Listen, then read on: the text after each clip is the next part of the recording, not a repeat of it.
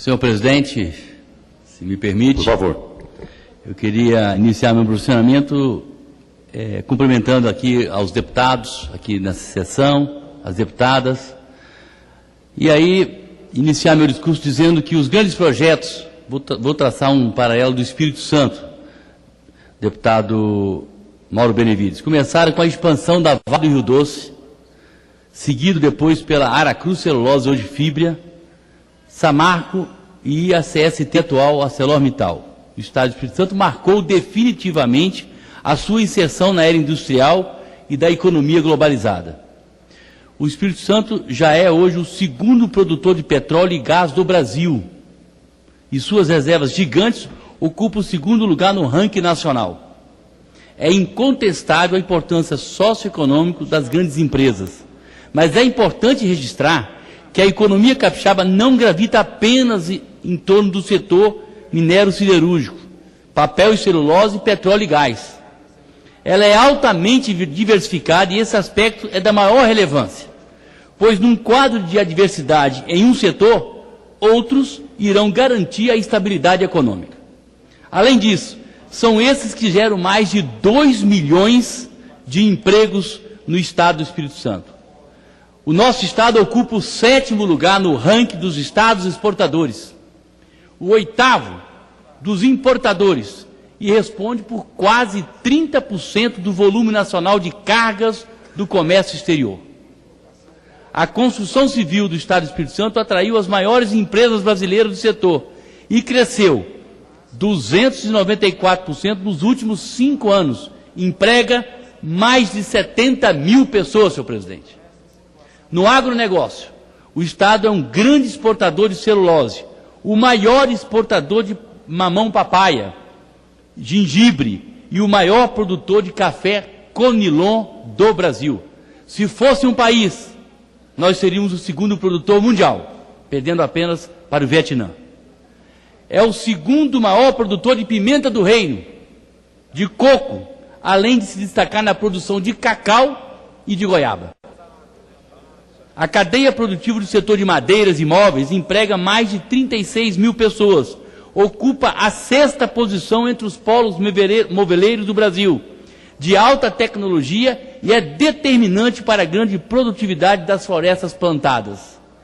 O setor têxtil e de confecções emprega 25 mil pessoas nas mais de 2 mil empresas capixabas. Já no setor de alimentos e bebidas, contamos com a 2ª maior empresa de sucos de frutas do Brasil e a 3ª maior fábrica de chocolate do hemisfério sul. O Espírito Santo polarizou mais de 600 empresas atacadistas e distribuidoras, se posicionando como o 3º maior centro distribuidor do país, que gera mais de 40 mil empregos nesse setor. Ele é também o maior produtor e exportador de rochas ornamentais da América Latina. O setor emprega mais de 15 mil pessoas e responde por 70% das exportações brasileiras. Desde a década de 70, o Espírito Santo vem crescendo acima da média nacional e hoje ocupa a 9ª posição em competitividade no ranking geral dos 26 estados mais o Distrito Federal. Isso torna potencialmente atraente para novos investimentos, confirmando o seu potencial econômico e a sua competência empresarial. Mas, senhor presidente, em que pese toda essa pujança de desenvolvimento sustentável, o Orçamento Geral da União para este ano de 2013 insiste em não reconhecer a importância do Espírito Santo, esse pequeno notável da nossa federação, ficando mais uma vez na lanterna dos investimentos federais. Os capixabas vivem um cenário desanimador, senhor presidente, por conta desse desprezo e ameaças do governo Dilma à sua economia. Perdas, preste atenção, as perdas que sofremos nos últimos anos, perdas com a extinção do Fundap. É sensível, prefeituras e governo do Estado, a queda da arrecadação daquele ICMS de importação que era 12 e veio para 4. Ameaças da redução da receita do ICMS. Perda nas repartições dos royalties. Perda da participação especial na exploração de petróleo. entraves quase que eternos na execução das obras de infraestrutura. Vou falar do aeroporto, 14 vezes já prometida pelo governo federal, 14 vezes desde 2004. O absurdo lobby ministerial para tirar o estaleiro Jurong do Espírito Santo para favorecimento do bilionário Eike Batista.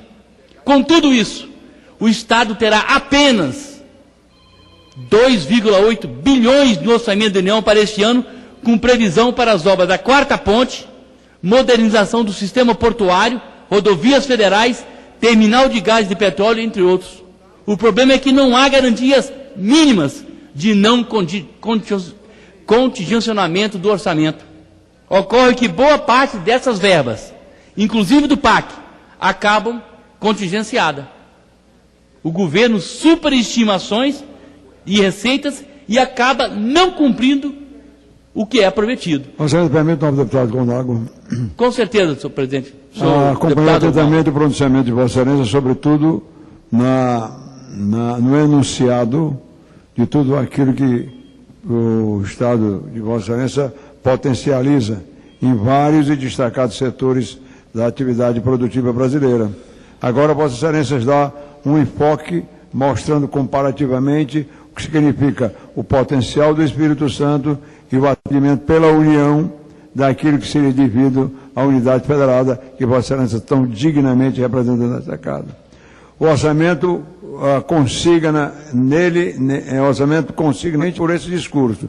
E espero que ele, na continuidade dos seus parágrafos, dos seus incisos e, sobretudo, da argumentação que Vossa Excelência expenderá, nós possamos extrair novas ilações capazes de, portanto, cumprimentar Vossa Excelência pelo trabalho que faz para mostrar que o Espírito Santo quer um pouco mais do que tem recebido até hoje. Muito obrigado, deputado Mauro Benevides, e com certeza não merecemos o tratamento que temos recebido.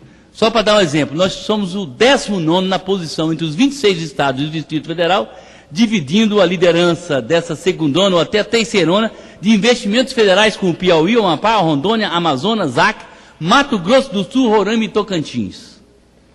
Senhor presidente, a parcela que cabe ao estado de Capixaba é a menor da região sudeste e perde também para todos os estados do Nordeste, à exceção do Sergipe, mesmo tendo maior dinamismo econômico e arrecadação crescente destinada aos cofres da União. Em média, de 10 bilhões anuais são transferidos da sociedade capixaba para o governo da União. O Espírito Santo é batido pelo Maranhão, que terá 3,9 bilhões, pelo Alagoas de 3 bilhões, pela Paraíba de 4,2 bilhões, pelo Ceará por 5,5 bilhões, entre outros, conforme aponta o relatório geral de despesas por unidade da Federação divulgada no site da Comissão Mista do Orçamento. O detalhamento também mostra o desprestígio do Espírito Santo no ranking de investimentos federal com recursos humanos e manutenção do órgão da União no Estado. Dos 83 bilhões gerais de investimentos em obras e equipamentos previstos para 2013, o Estado deve receber, e se receber, apenas 808 milhões e 800 mil reais, conforme o relatório geral da Comissão Mista do Orçamento. Nesta rubrica, perde disparado para todos os 9 estados do Nordeste e fica na 23ª posição geral, quase o último colocado, embora parte do seu território, nas regiões Norte e Noroeste, esteja incluído na Sudene. Também no Sudeste, o Espírito Santo é o único a não chegar à casa dos bilhões. O Espírito Santo, quando comparado aos demais concorrentes em operação do comércio internacional, é o que tem o menor índice de conclusão das obras do plano de aceleração do crescimento, que tanto impacta a atividade de cargas. Chega a apenas 9%, enquanto o vizinho Rio de Janeiro atinge mais de 80%, Pernambuco 75% e Santa Catarina 39% de execução. Deputado Osmar Terra, nos últimos 6 anos, o Espírito Santo registrou uma queda de 4º para 8º lugar no ranking nacional da atratividade de cargas para os seus portos. Entre as principais causas impactantes na atividade logística do comércio exterior, nos últimos 3 anos, consta as alterações das políticas fiscais de outros estados da federação e as péssimas condições operacionais das infraestruturas destinadas à recepção e ao escoamento das cargas gerais do estado, a saber, rodovias interestaduais precárias, baixa disponibilidade de ferrovias, ramais ferroviários completamente obsoletos e falta de ampliação do aeroporto de Vitória, prometido desde 2004 até hoje 14 vezes, e eu vou falar do aeroporto de Vitória. Gargalo no sistema portuário, com a necessidade de drenagem e derrocagem da Baía de Vitória, praticamente excluindo o estado das grandes rotas internacionais de navegação. Agora, finalmente, iniciando a dragagem. Definição e garantias da construção do Porto de Águas Profundas. Atualmente, devido ao baixo calado, o Porto de Vitória trabalha com 50% da sua capacidade. 10 anos esperando as obras de dragagem e derrocagem da Baía de Vitória, e ela atenderá apenas navios de 244 metros de comprimento, 32,3 metros de largura e calado de 12 metros e 4 centímetros, que são consideradas embarcações extras de médio porte. Isso nem de longe atenderá à economia capixaba, até em função das limitações espaciais de manobras na Baía de Vitória. O que se deseja é que a atratividade de carga se dê por meio de supernavios, de última geração, que fazem transporte de contêineres, que é o futuro, e já o presente e o futuro, da movimentação de carga pelos portos mundo afora.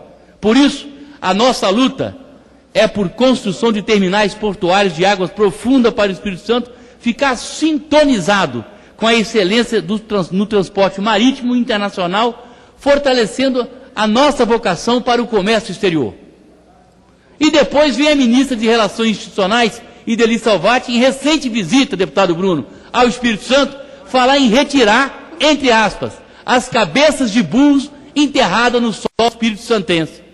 Só pode ser puro deboche. Só pode.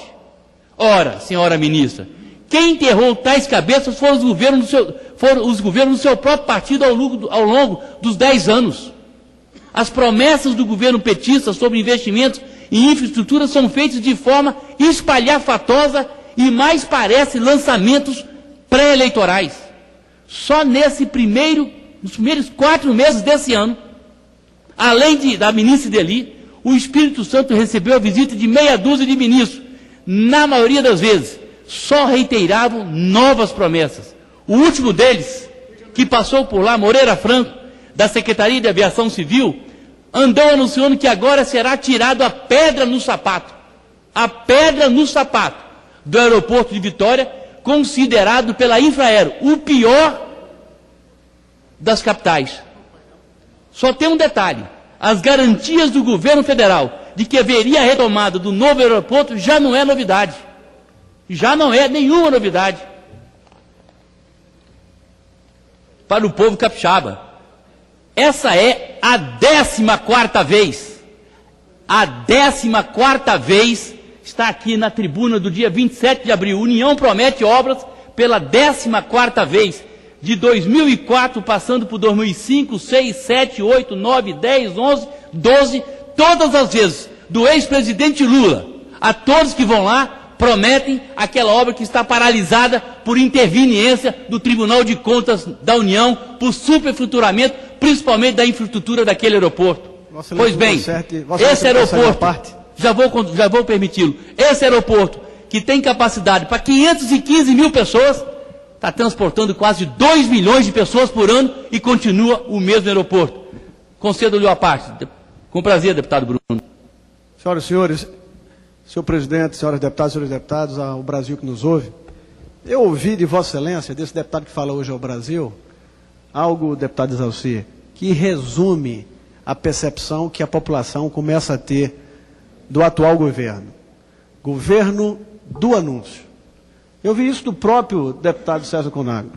E se nós fazemos uma análise muito tranquila, isenta, por exemplo, sobre o que efetivamente foi pago ao longo do ano passado em investimentos, 30 bilhões, 40 bilhões, Vossa Excelência, pelo Estado do Espírito Santo, traz de forma muito pontual, objetiva, esse drama que o país vive em não conseguir, sobretudo, dar competitividade ao suor do povo brasileiro vendendo seus produtos no exterior. Cumprimento Vossa Excelência. Obrigado, deputado Bruno. E tira aqui do meu discurso a próxima frase. Até agora, esse tem sido um governo do anúncio, que só anuncia, mas não entrega.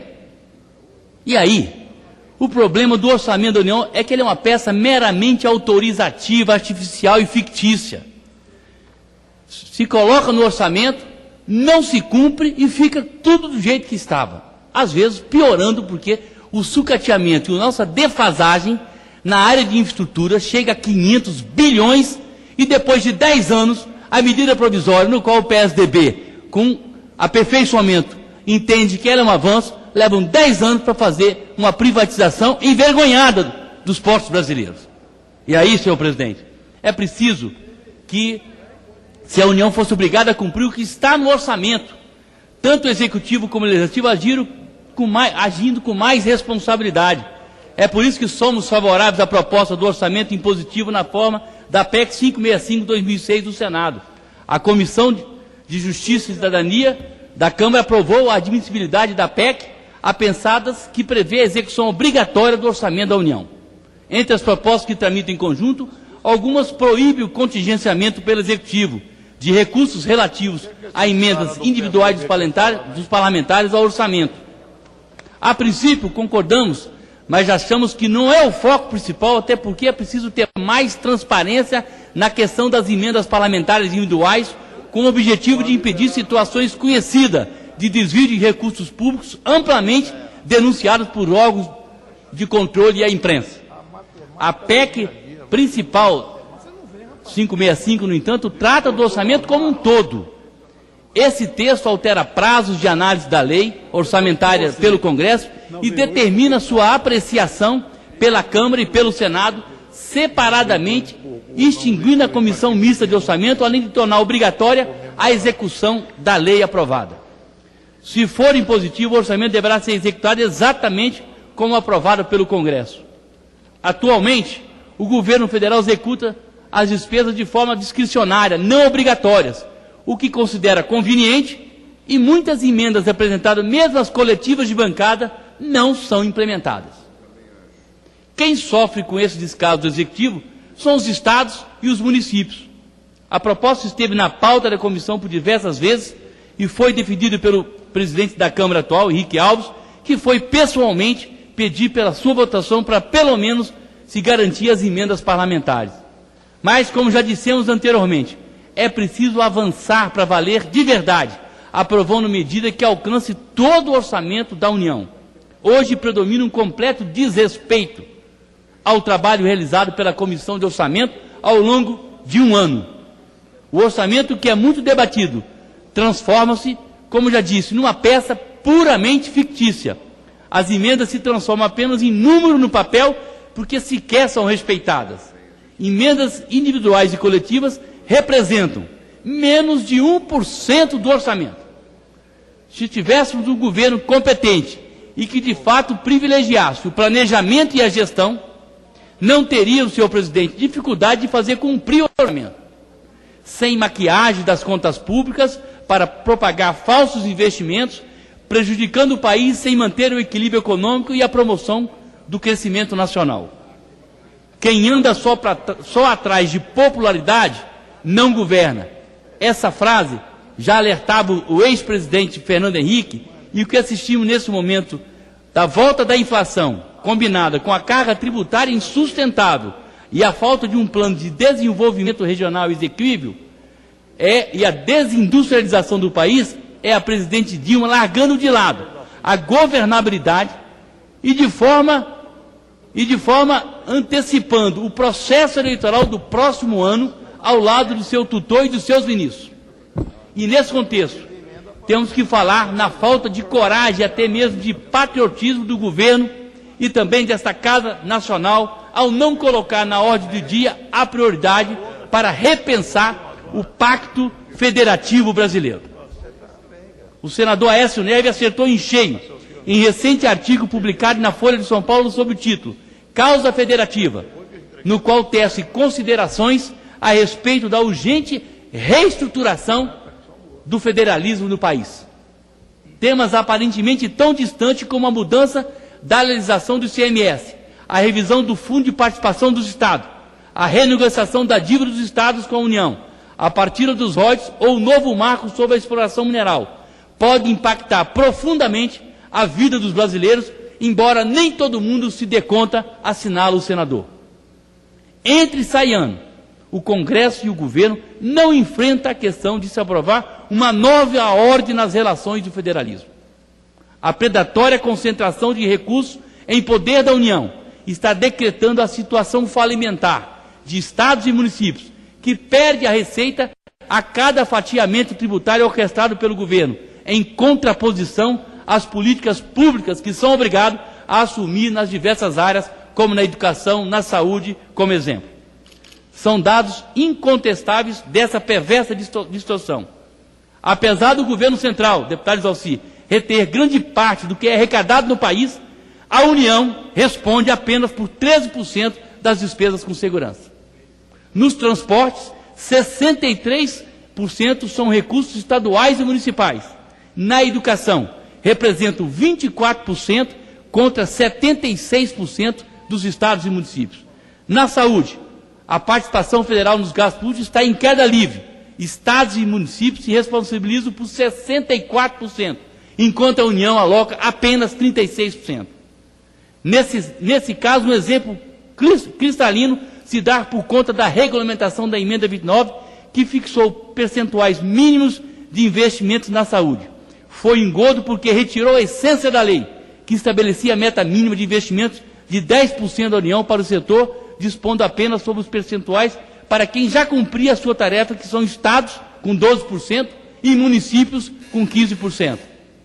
O grande erro é que o governo Dilma insiste teimosamente na execução de uma reforma tributária fatiada, começando pelo imposto que é do outro, que é do ICMS. Não mexe no PIS, não mexe no CONFINS, não mexe naquilo que deveria mexer não pontualmente para determinados setores, e sim de forma transversal, para que nós pudéssemos realmente rever toda a questão tributária, simplificando e diminuindo essa carga. Diante da falta de espírito público em promover uma reforma tributária verdadeira, o Planalto preferiu dar um passo em falso, unificando 4% a alíquota do ICMS interestadual sobre os produtos importados, ferindo de morte incentivos financeiros estaduais das empresas importadoras, como o Fundap no Espírito Santo, sem alterar o ritmo dos produtos importados no Brasil. Não mudou em nada a importação, porque o problema não é esse. O problema é a nossa desindustrialização, incentivo que o nosso Estado oferecia. O governo alega, estou terminando, senhor presidente, querer o fim da guerra fiscal entre os Estados, mas acabou cedendo às pressões da indústria paulista no caso da extinção do Fundap. Nem o governo Dilma, nem o Congresso assumem uma discussão clara sobre o Pacto Federativo. A presidente toma medidas pontuais e contraditórias, como foi a excepcionalidade de manter intocada a alíquota do ICMS do gás natural boliviano que passa pelo Mato Grosso, que foi proposto por um senador da sua base. Agora a Comissão de Assuntos Econômicos conclui a votação do projeto que prevê a unificação gradual das alíquotas. E aí, na minha visão, faz pior. Aí eu concordo até com a presidente. Ao invés de 2, vamos ter 3 alíquotas. 4, 7 e 12. É o absurdo do absurdo, porque é um privilégio nós temos essa diferença de 4 e 7 para privilegiar aqueles estados que colocam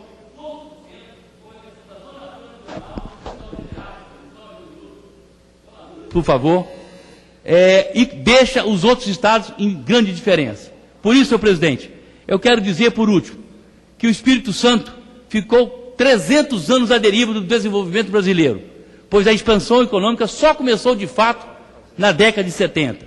E hoje, ilustres parlamentares, fazendo um paralelo da data histórica, que celebra 125 anos do fim da escravidão no nosso país, em que pesa o fato de que muito já se conquistou nas igualdades raciais, com o quadro de servidão e dependência econômica imposta ao meu Estado, eu quero fazer um paralelo. O Espírito Santo precisa de ser respeitado, precisa de ser acolhido e precisa de ser, com certeza, visto pela Federação e pela República, um Estado que contribui para o desenvolvimento do Brasil e não merece o que está recebendo do governo da União. Muito obrigado, senhor presidente.